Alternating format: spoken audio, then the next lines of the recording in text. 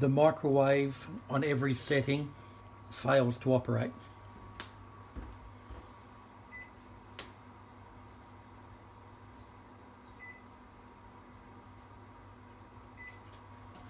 When you press start, it automatically goes to cool.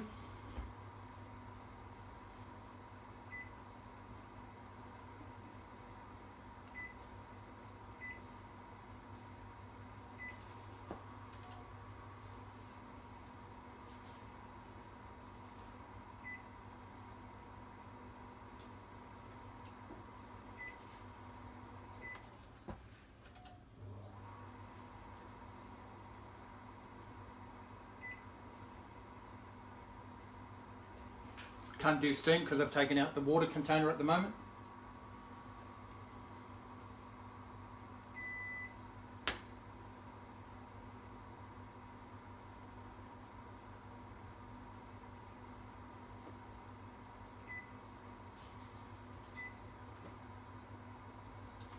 But we do have a clock and a timer.